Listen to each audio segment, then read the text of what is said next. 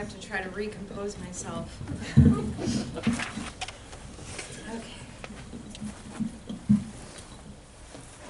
Okay.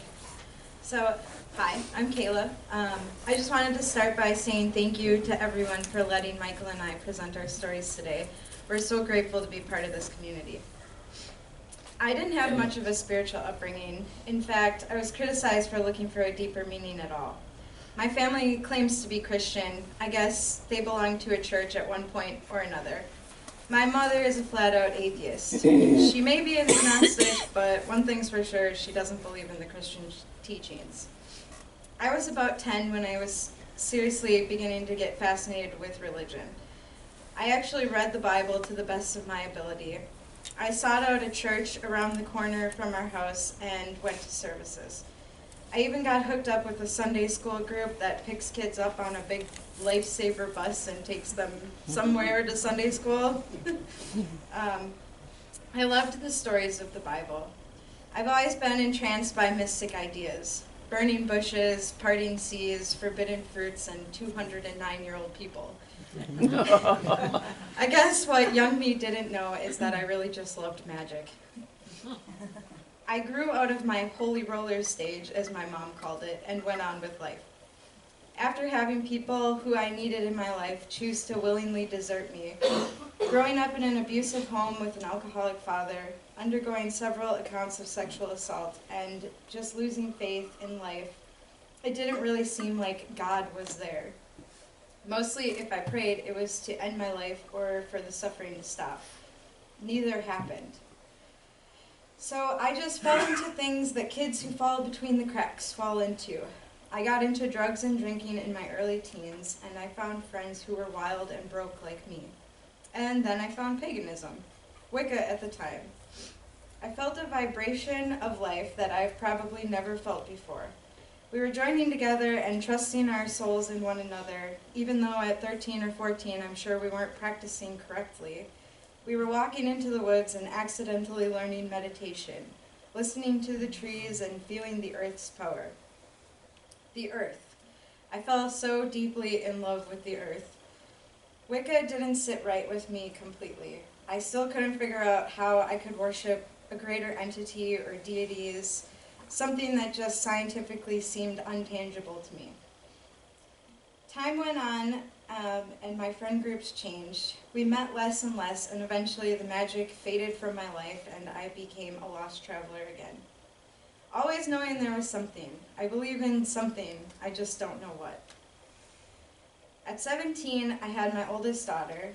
There was a tremendous pressure to have her baptized. Her dad is a loud atheist who absolutely refused.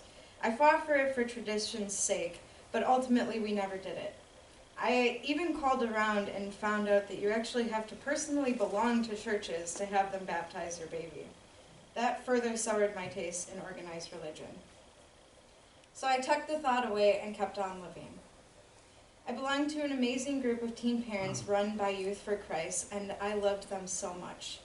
Although a lot of the times I felt a little alienated, they liked to ask me my thoughts on things as the non-believer of the group. Once I even got downright furious because they were telling this group of young women that their husbands should come before their children and before themselves. There were many disagreements on values and morals there. But they loved me, and I loved them, and I still help out with that group when I can. They helped me see that the relationship I was in was extremely abusive, and I finally, after too many years, left him.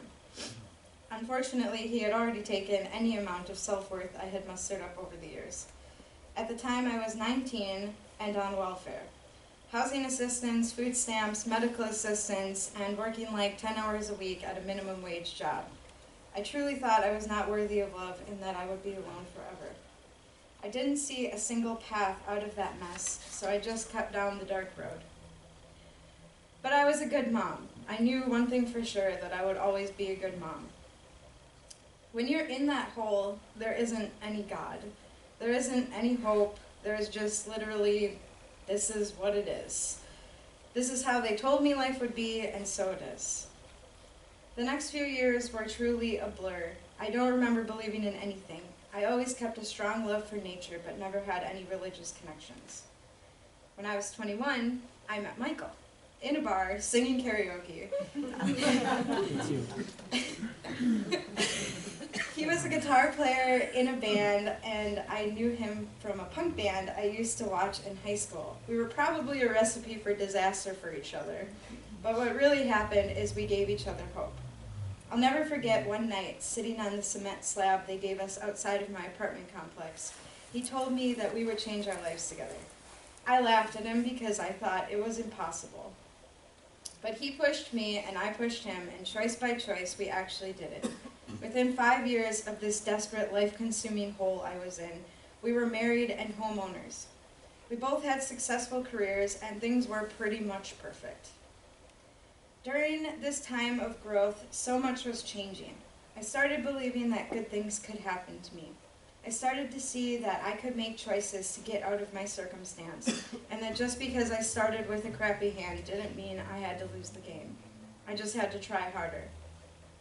Eventually we had Bethany, and I chose to leave my job and come home. When I was at home with my newborn baby and way too much time on my hands, I started to feel all the weight of my demons. I knew that I had two choices. I could dig in and figure it all out, or I could ignore it, eat my feelings, and sleep in denial. One by one, I started picking it all apart. Why I thought the way I thought, why I acted and reacted the way I did, what love meant to me, and what I was passionate about. I learned self-love. I learned real love, the unconditional kind of love for everyone around me, regardless of whether I agree with them or not. I felt like I started to unlock the secrets of humanity. Although through time, I had just started deciding how things worked. I decided that all things have energy and that our energy connects us.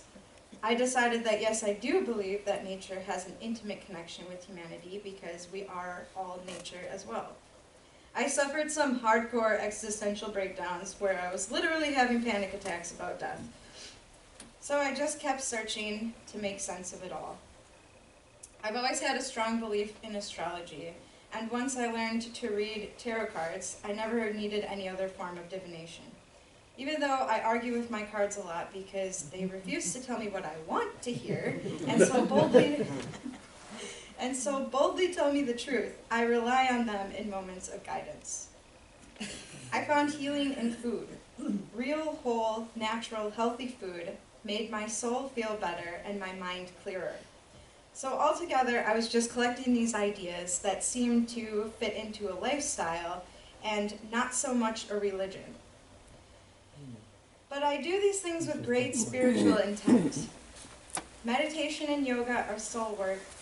Healthy food heals the mind and body. And positive thinking spreads out. And when I act in a giving and caring way, I am met with giving and caring experiences. So we took a trip to Arizona, and my dear husband let me sit alone on the plane.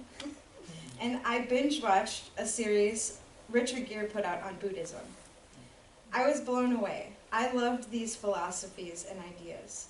I loved that it didn't have to be a God driving our inner selves and making the. I love that it didn't have to be a God driving us, and that our inner selves made the choice to be happy. Attachment is the root of all suffering. That saying changed my life. Let go. It's okay to let go. In fact, you have to just let go. And when I started doing that, every time a demon would pop up, I would say, why are you here? What created you? And do I need to hold on to this? I began forgiving people in my life I had honestly written off. I was able to confront a man who sexually assaulted me and have a productive conversation that led to healing. I forgave and even befriended the woman my ex had cheated on me with, and I became actual friends with my mother. I forgave her. Buddhism felt good, but it wasn't all there for me. I still love it and live by a lot of the practices, but I can't get with it 100%.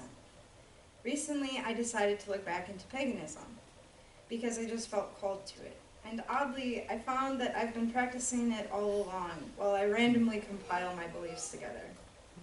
The law of attraction is just spell work the teas and oils that I use for practically every problem, herbalism, the ability to manipulate the energy field that connects us all, well, isn't that just magic? I'm not pagan, I'm still wandering, but I'm comfortable now knowing that I will never know. The things I know to be true are the undeniable connections that I've been able to create for myself in this life. Is it magic or God or Gaia or the boogeyman? I don't know. I call it the power of the universe, and I know if I continue with an open mind and heart and a forever healing body and soul, that things will continue to get better and build on what I already swore impossible. The only thing missing in this spiritual path was a place to come and share my joys and sorrows. A community of people I could trust so deeply that they would instantly feel like family. That was one thing I was always envious about with the Christians, the way they stood by each other. This was the first church I walked into seeking as an adult, and the only one I feel I'll need to. I know it's not exactly the meaning, but isn't it crazy that I found you all when what I believe in is we are all one, connected by the power of the universe, Unitarian Universalist. Thank you for listening.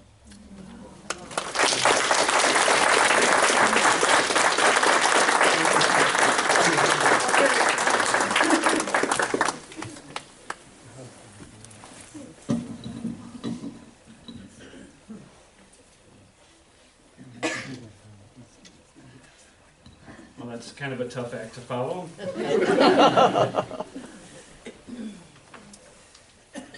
If any of you don't know me already, my name is Michael Phillips. I also would like to thank you, Kayla already thanked you all for having us up here and hearing us out, listening to our spiritual journeys, but I'd like to thank you again.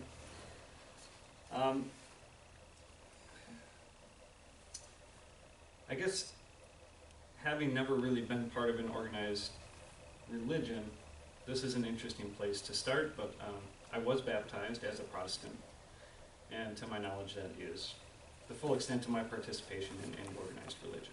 So, I do recall at an early age having a book of Bible stories and reading that around 4 or 5 years old. And to me, those were just stories or fables, just another story with a moral. It was hard to really connect the dots on my own. It wasn't until I was about 7 or 8 years old. There was a woman in our community who held a club called the 5-Day Club. And we met every week, and all the kids from the neighborhood would go there, and we'd play games. And we'd read a Bible verse, and then we'd discuss it. And prior to the 5-Day Club, I had never really made any concrete connection that the stories I was reading about the Bible were actually factual or real stories that people really believed and worshipped. So that was probably the first impactful moment in my life that religion became a very concrete idea in my mind. I guess you could say even without organized religion, I was God-fearing, and I tried to be good and do the right thing. What my definition of good was changed over time. So eventually in school, questions began to arise in my mind. World history taught me that there were many religions before Christianity. The fact that religion was a form of governance in early societies was a big game changer on how I approached the idea of religion.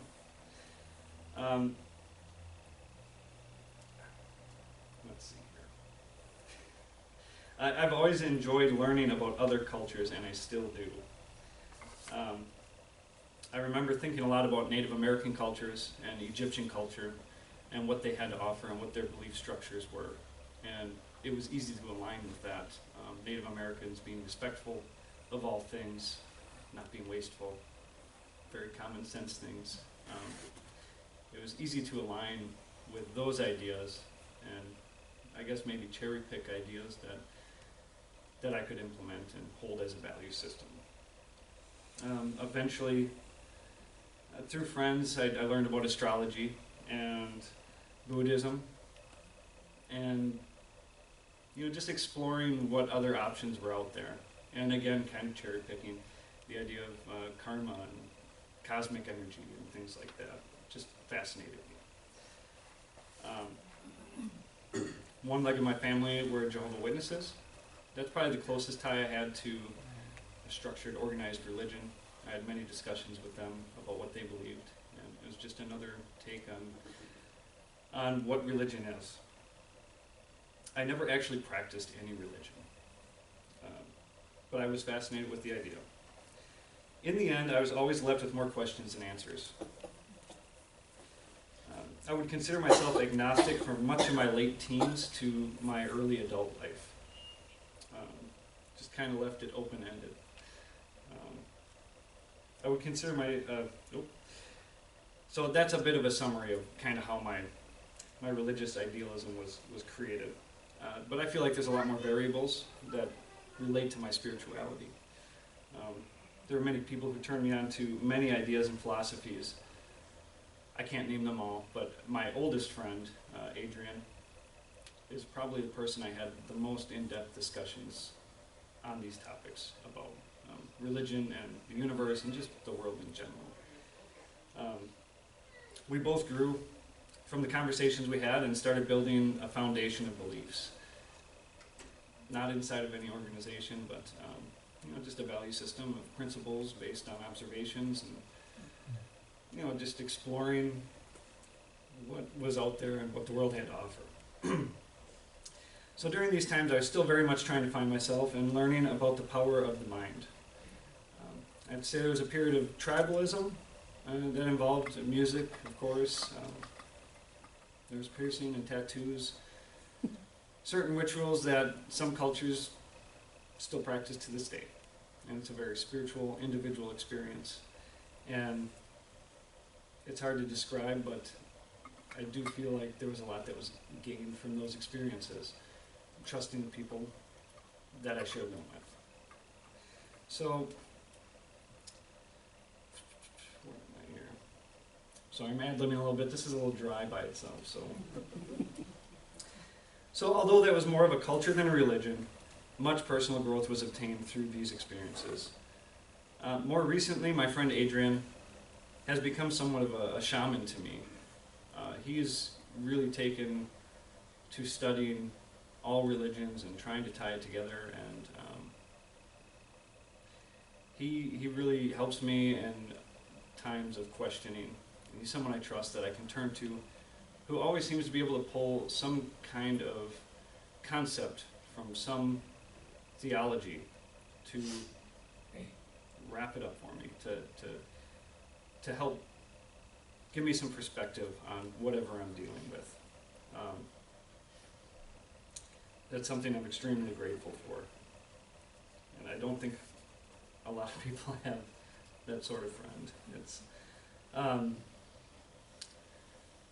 we still discuss spirituality, and when I see him, it's hours and hours and hours of just talking philosophy and looking at the world around us and seeing how that fits. Another place I've been turning to for reflection over the last 10 years is the tarot. I was surprised to learn that my great-grandmother used tarot cards. Not something I knew when I was a little kid. She died when I was very young, but I did get a chance to meet her. Yet another very personal practice. I do believe there are energies beyond our understanding that resonate in the world around us. I rarely get answers from the tarot, but like looking in a mirror, I feel I gain perspective on my intended questions. Over the last 5 years, I have also adopted the practice of yoga and meditation, and these things have become the closest thing I have to a spiritual practice. But if there was an embodiment of my spirit, I would say it is in music. I've always found a great connection with myself, people, and the world around me through music. A way to harmonize with the world and transcend my thoughts. I believe it is a form of meditation, and through music I've learned so much. How to cooperate with people, and to find a modest place in a song, to express myself or support others in expressing themselves, to communicate without words. Throughout my entire life, I've learned lessons from some of the greatest writers and artists of the past. I won't get into that. That's a whole other discussion. But there's just so much wisdom in people expressing their minds. And another infatuation. It just fascinates me. So much can be said and felt through this medium. And since I can remember, it has resonated with me. A good portion of my growth as a human has been through practicing music. And when I think about my spiritual journey, I think about my growth as a human, as an individual, and coming to the realization that I have the power to hurt or help people, learning how to understand people, learning about the world and my place in it. I still practice music to this day, and it feeds my soul. I do find the same peace of mind through yoga and mindful meditation, but there is an outward power that radiates through music. Where other practices are personal, music is shared, and I really appreciate that. And I will certainly be practicing music until I physically cannot. So, when I was younger, I was chasing answers, but over time, I'd say over the last decade, the journey has changed into a quest for balance. I have been blessed in a lot of ways throughout my life, despite many struggles and mishaps. And that's not something I really want to touch on. But I do truly feel blessed to have found Open Circle. As a place that I can explore these things and in a judgment-free zone and around a lot of great open-minded people. And I appreciate this place as a home where I can expand on my thoughts and grow as an individual. I really look up to all of you, and that's the next chapter as far as I'm concerned. So that's all I have, and thank you for listening.